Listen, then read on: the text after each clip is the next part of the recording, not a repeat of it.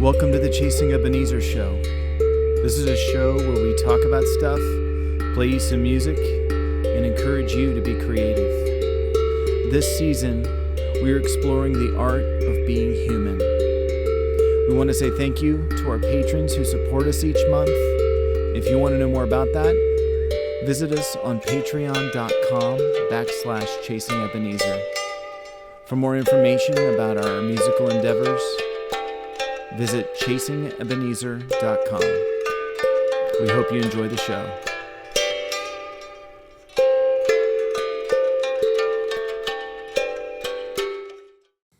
Well, welcome everybody. I'm Heidi. Hello. Here with Benjamin, and currently here with Punky, our calico cat, who might exit at any point, but she's joining us for the time being. So we hope you're ready to think about being human and to create. So yes. So we do this every week. We are asking the question of how did you notice your humanity this week? So I'll go ahead and go first. You go first. Yes. I noticed this week that I felt a lot of just bad emotions. Anybody else feel bad emotions this week? Because you were fighting with your Wife? wife? Some of it or was. Your wife was fighting with you.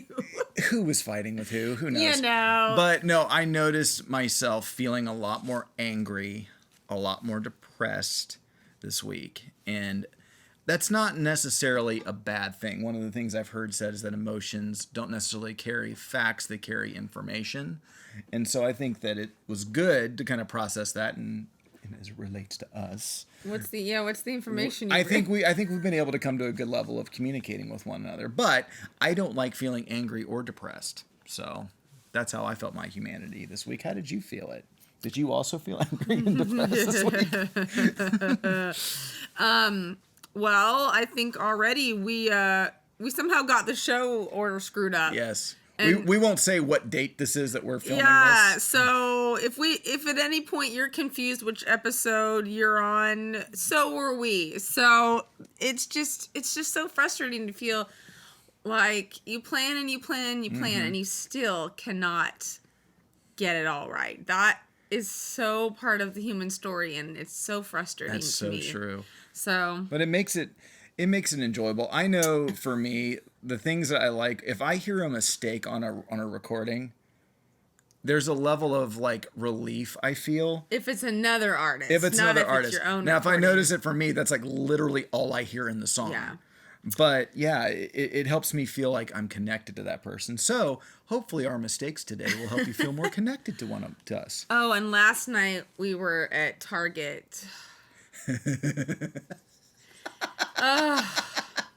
It's not funny. And I was one of those people. I was trying to get out of the way of someone and get my phone. I was just in a mess. She was doing three things at once. Yeah, and so I accidentally dropped a glass bottle near the front registers, and stuff spilled everywhere, and everybody, you felt like everybody was looking at you.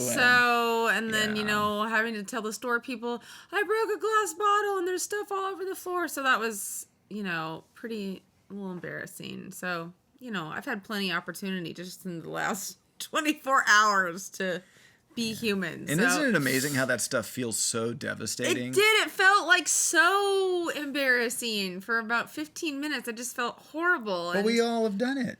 Yeah, but I did it. I did it. So it felt so bad. So yeah, well, I'm really sorry. I think you handled it just fine. So we're going to be talking today about a very basic thing that is super important, but we all forget that we're doing it, and that's breathing. We're going to be talking about breathing, how it relates to us physically, emotionally, and how it relates to our creativity. So we're going to talk about that. So breath. My first, whenever I think of breath, I don't think about like anxiety. I don't think about meditation. I think about what it smells like. All of us, you talk about being that person that spills something. We've also been that person that talks really close to people without not being aware of what we smell like. So I'm very in tune to other people's breath, my own, and not being too close. I've learned to do this thing where I kind of try to like muffle how much I talk so that way I accidentally breathe on people. It's weird, but that's tends to be what I think about breath when I think of it physically. What about you? Well, I often think back to years ago.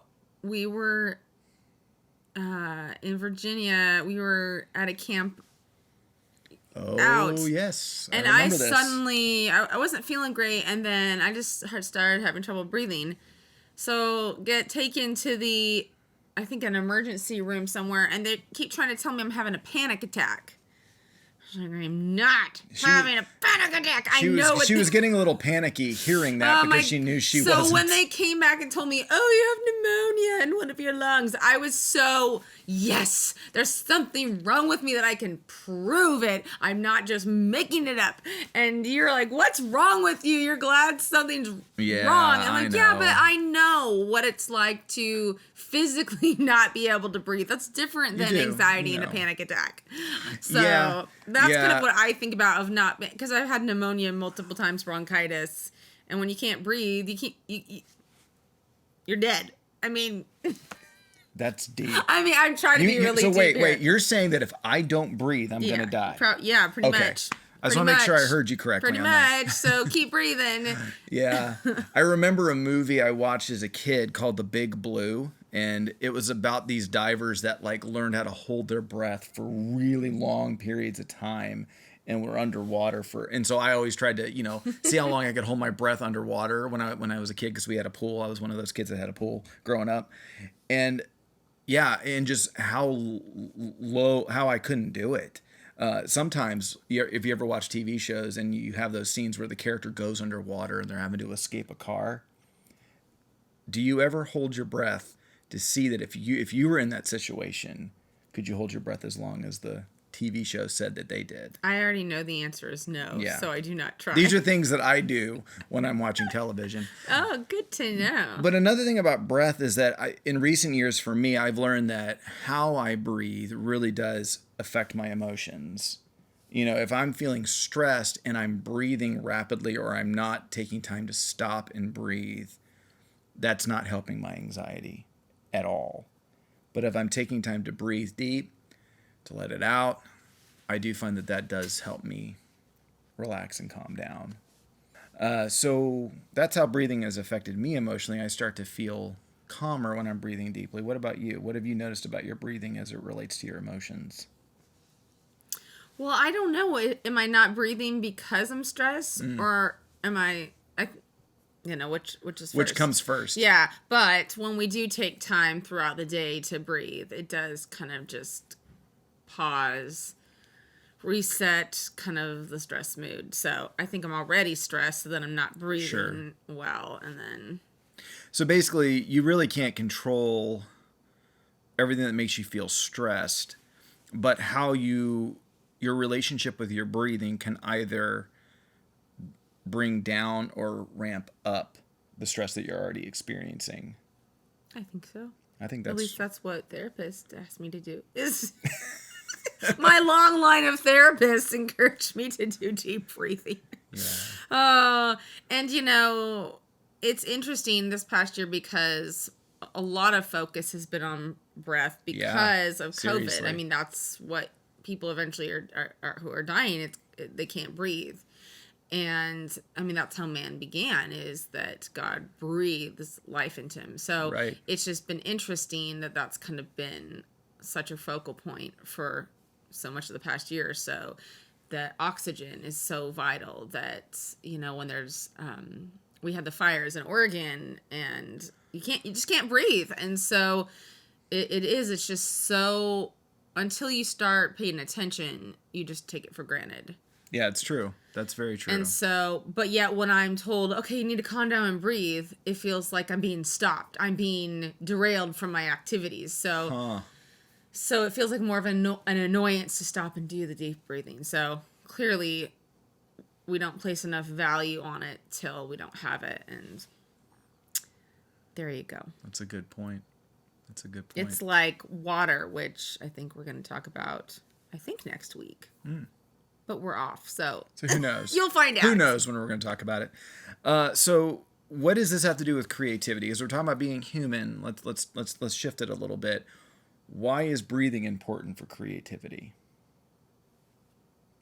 You tell me. I tell you. You tell me first. Well, here's what I think. Or you tell us out there. Let us know in the comments.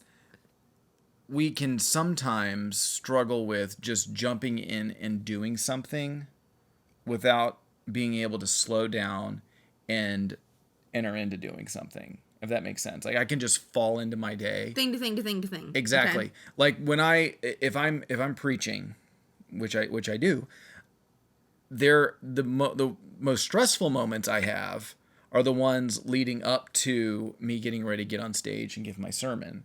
And during that time, I am breathing, I am praying, and I'm preparing, and I'm recognizing I'm getting ready to step in and do this work. Breathing kind of prepares you for whatever work you're going to do, and it helps you enter into it calmly. Because if I walk into whether it's songwriting or whether it's writing poetry or whether it's drawing a picture, if I'm just like trying to get something on paper, if I'm trying to write something, that does affect my experience in the creative process. But if I took a few minutes to breathe and to recognize that, okay, I am shifting from being in one zone to another, that helps me kind of intentionally enter in to that whole creative process, which I think is good. I think that's helpful. That's my opinion. Do you have an opinion? Well, I'm thinking about as singing, just physically, breath support is huge. And wow, that's true. And if you're a dancer, this all is requiring lung capacity. So it's like there's the emotional component of creating, but then there's also for a lot of art forms, it's physically very beneficial to breathe well. That's true. So it's just something that you want to cultivate, that you want to increase lung capacity if you can. And that's what I've learned. Well, as you're talking about that, it makes me think of an instrument that I play. I play a didgeridoo. Oh, yeah. And when you should go, okay. Well, if you hear the bumper music to our show, you'll hear a didgeridoo in the background of it. And in a second, so I don't forget, I'm going to have you go get it. And we'll do a little Maybe I'll do test. a demonstration. We'll do a demonstration. Well, maybe I'll do a demonstration. It'll be really interesting for those online just listening. But what I learned about that, it's so much about how that goes. It involves my relationship with my lip muscles with how I'm breathing, how much air I'm putting out, plus how much air I'm conserving in my cheek. There's this thing called circular breathing where you have to keep a pocket of air in your cheek and push out and inhale at the same time, which is not a natural thing to do, might I tell you. And I still don't have it down yet. But yeah, I didn't think about that, but that definitely is connected to breath. So breath is good. Breath is good. Physical, emotional, creativity. Don't stop breathing. Don't stop breathing. So, why don't we give you some prompts? I might do a little demonstration of the didgeridoo, and then we'll do the prompts. Does that sound good? Okay. Let's do that. All right. So as promised, I will do a demonstration. This is my didgeridoo. I don't think you can fit it in the full frame. There it is. This is actually a pretty small one. It is. I want to eventually get one that's made of eucalyptus or wood that resonates pretty good, but I'm learning. Yeah, and this is a good one to learn on. So anyway, this is, I'm going to try to do this. I'm going to try to demonstrate breathing, like circular breathing, where you keep it in your cheek and push it out and inhale at the same time. So. Okay, enjoy. For all our audio listeners, let this inspire your creativity.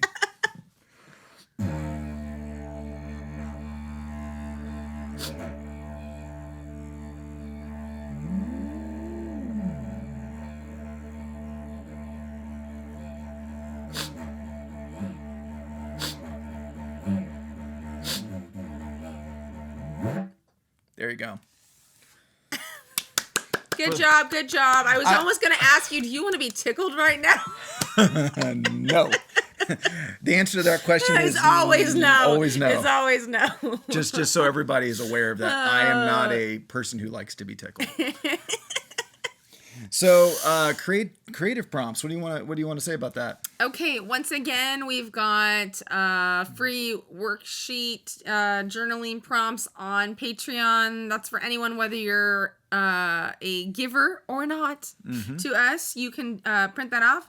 So just some questions that you could use for journaling.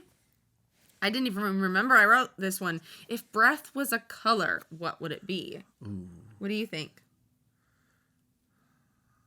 I would say... Time's up. Yeah. I would say it would be ash. An ash color. Oh.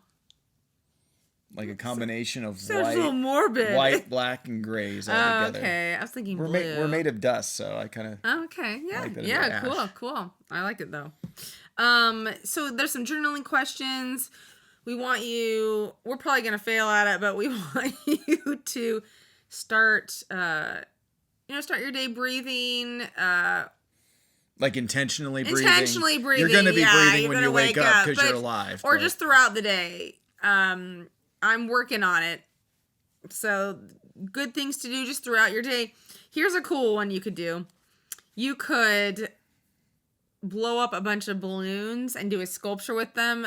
If you've seen some of those, you can make really cool things out of balloons. So yeah, balloon animal kit. Those are there. Those are a thing. Yeah. It's the popping, the twisting. The twisting and the twisting. sound. That sound is... Yeah. Another thing you can do, because it is summertime, is blowing bubbles.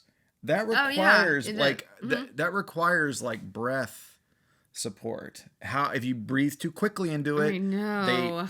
I get really impatient. And you get really upset. But if you breathe calmly, all of a sudden you get like a little community of bubbles. I'm gonna add that. That was a good one. Good job. Are there any more?